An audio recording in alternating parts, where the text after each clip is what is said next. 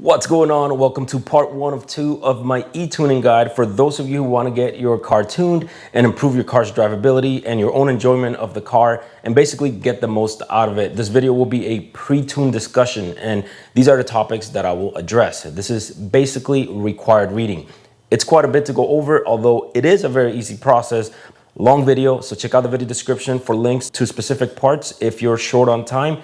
In part 2, which I'll link up above and in the video description, I'll show you the entire tune process on my STI step by step, and I'll offer my review of the finished product. If you've gotten your car e-tuned before, drop any tips I may have missed in the comment section so we can all get smarter together.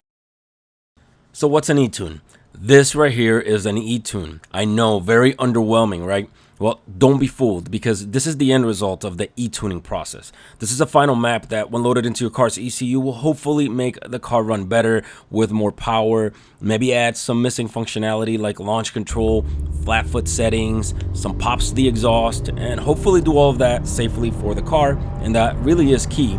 Now, traditionally, if you want to get your car tuned, you take the car to a licensed professional with a lot of experience on your platform. They would put the car up on a dyno, hook up a laptop to it, and they'll tune the car while you sip coffee. And while that's probably still the best option, since dynos allow for very precise measurements of torque and hence very precise tunes, that's more expensive. And a lot of builds, it might not even be necessary because knocking becomes the limiting factor for the tune, particularly on regular pump gas, and not everyone has a performance shop with a dyno nearby. Enter the e-tune. The e-tune is a pro tune that accomplishes close to the same thing. It'll replace the ECU tune that came stock in your car, and that tune will be tailored to the mods that you installed in your car after.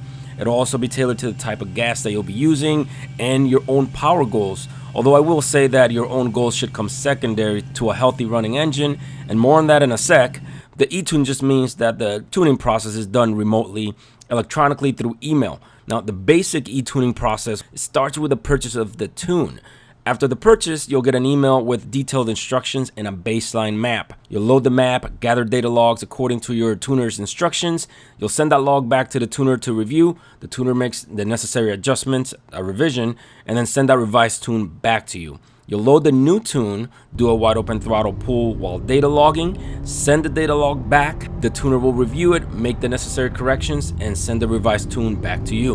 And now, you'll continue that process until the tune is as perfect and as safe as it can be, or until you reach a predetermined goal. That's a very basic overview, so be sure to check out part 2 for a lot more detail, but that process comes close to approximating a traditional tune, with the obvious differences that with the e-tune, the road is basically your dyno. You are doing the data logging instead of the tuner with a laptop inside of your car. It is a much slower process. The tuner doesn't have the overhead of the dyno or the shop, and because of all that, the e-tunes are much more affordable versus other options. There's a lot of mods that require a tune for the car to run safely, and there are mods that require a tune for you to get the most out of the part you installed, or both. Generally speaking, if you're changing the breathing characteristics of the car by changing the amount of air coming in or leaving the car, you should get a tune. And a lot of parts do this. Let's take, for example, adding an intake to your car. Your stock intake works in conjunction with the MAP sensor to tell your fuel injectors precisely how much fuel to inject by way of a reference voltage. This is all done electronically, and this calibration ensures the proper fuel is added based on the amount of air coming in. If you add an intake that allows considerably more air to come into the engine, your MAP sensor is not working with faulty information, and while it does correct, it only corrects up to a point for minor changes. So the only way to truly prevent the engine from running lean in that scenario is to scale the MAP sensor, which is done through the tune. And it's one of the first things that the tuner has to figure out. In that example, the tune is necessary for the health of the engine, not necessarily for more power. Deleting your tumbler generator valve and exhaust gas recirculation valve will cost check engine lights that you can get rid of with a tune. A tune might be necessary specifically for the fuel that you will be putting in your car. For example, if your car experiences knock with 91 octane fuel, and that's the highest that you can get where you live, then you can tune down your engine so that the engine plays a little bit nicer with the fuel. If you're lucky enough to have alternative fuels and install a flex fuel kit, you will need a tune. You can get a novelty tune like the Burble tune, or just as an add-on to get those pops through the exhaust. All that said, the car can benefit from a tune even if it's bone stock. You can get an e-tune without any mods whatsoever. A factory tune can leave a lot of power on the table that you can tap into, and how much power that is really depends on the particular model. And that right there is a perfect segue into the next topic, which is why is the car's tune not perfect to begin with? If you can get so much benefit from a pro tune, how come the tune is not like that from the get-go, from the factory? And one good reason why that sometimes is the case is because the car might not have the modifications, the supporting modifications to support an aggressive tune. And I'm talking about things like forged internals, even things like brakes, your tires, a transmission cooler, things like that would support a higher power output. The car may be lacking those things. The manufacturer might be trying to stay within a certain price margin. So if you add all those things, the car will cost more than what the manufacturer wants and put it in a different bracket, and that sometimes is not an option. Another really good reason is that the car has to abide by some very stringent fuel and economy standards. Things like the tumbler generator valve, the EGR, parts of the positive crankcase ventilation system, the entire exhaust system. These things could be very restrictive for the sole purpose of having a car that does well on gas. You might not care about those things, but the manufacturer has to care about those things. Another good reason is because the car is tuned for the speeds that the car is more likely to do. In other words, city driving, and with that comes comfort. So you want a car that does well from light to light in the city.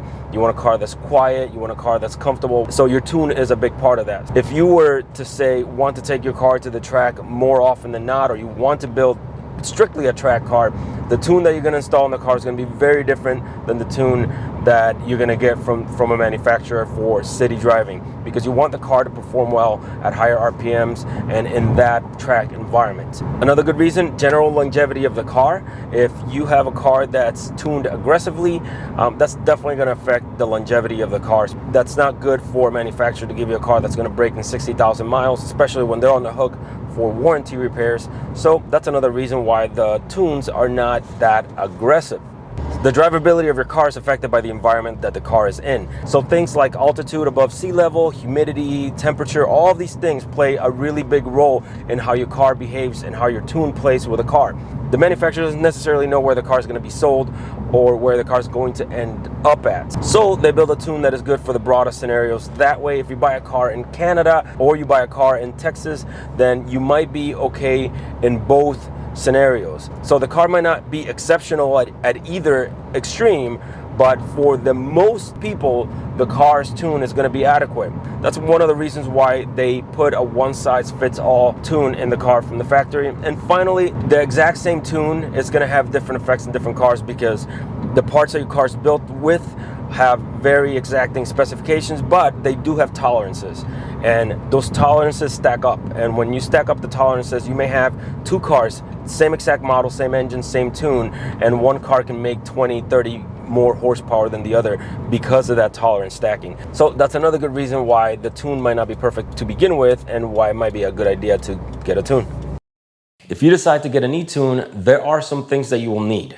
To get a tune and flash a modern car, you will need a computer, the software to tune the car and data log performance, a cable to transfer the tune to the car by way of the OBD port, and of course, lots and lots of knowledge and experience.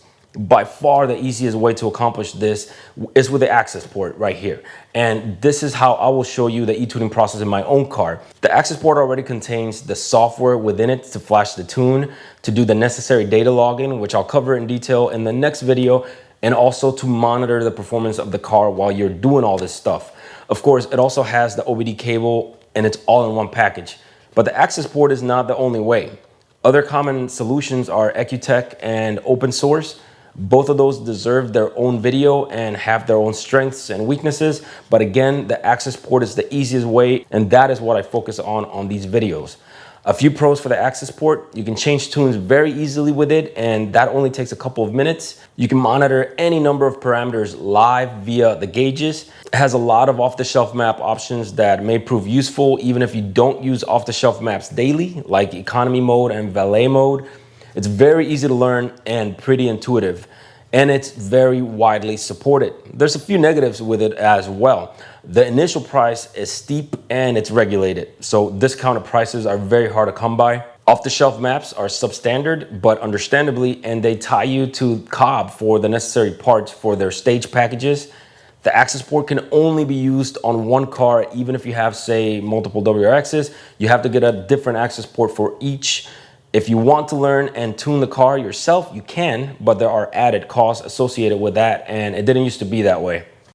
Very briefly, I want to mention, how do you select a tuner? I will tell you this, selecting your tuner is one of the most important things that you can do in this entire e-tuning process. And the reason why is because the tune has the capability of destroying your car. So you want somebody who is experienced, somebody who has put in the time in your car and your platform and knows the ins and outs of this car, and somebody who has a legitimate stake in the game. In other words, your friend who just started tuning, who got the Access Tuner software and played around in his car for a week, that's not the right person to tune your car. And if you're doing that, you're doing it wrong. You want to pick somebody who's established. Preferably, you want to go into the forums and see what other people have to say about that particular tuner. That is imperative. The more people, obviously, that have had positive experiences with a tuner, the better your chances are that your tune is going to be adequate and that the tuner is actually going to be able to deliver. The tuner has to be able to put his or her ego aside and actually do what's best for your car and for your engine. So you might have goals, but they need to be able to manage your expectations as a customer. So for instance, if you have a WRX with a CVT transmission and your tuner is trying to give you an exorbitant amount of horsepower, that's a red flag, because you need to have somebody who knows the limitations of the car that they're tuning so they don't ultimately destroy your car in the long run, which could easily happen. So before you start this entire process, make sure you spend some good time researching tuners, and absolutely go with a tuner that has been established, knows what they're doing, has a lot of reviews, and especially has a good reputation of answering questions. Because although I'm doing my best to answer as many questions as I possibly can in this video, you're probably going to have questions along the way, and you want a tuner that's accessible and has no problem answering the questions that you may ask.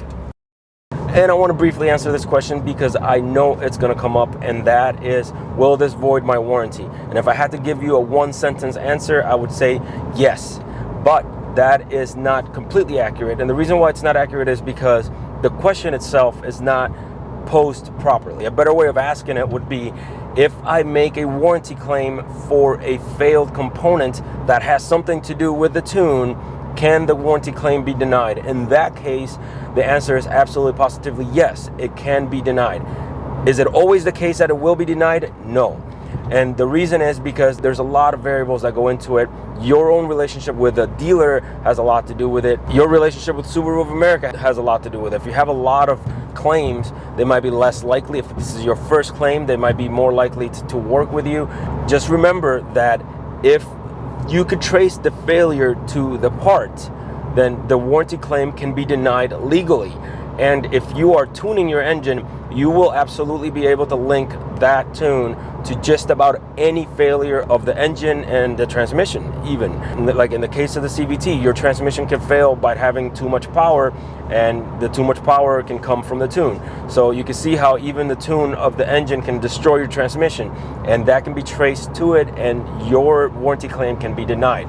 At the end of the day, you have to understand that you're paying to play. When you tune your engine, you're messing with your fuel tables, you're messing with your timing, you're messing with your boost levels, you're messing with a lot of different parameters, and any of them can by themselves cause a scenario that may destroy your engine if you don't do it right. So yes, the warranty claim can be denied. However, if your window motor goes and you want to put in a warranty claim for your window motor, that has absolutely nothing to do with your engine tune. So you will get that window motor replaced under warranty. The failed component has to be linked to the part that you installed. That's the critical key to this whole equation. And that's the reason why when somebody says, will this void my warranty?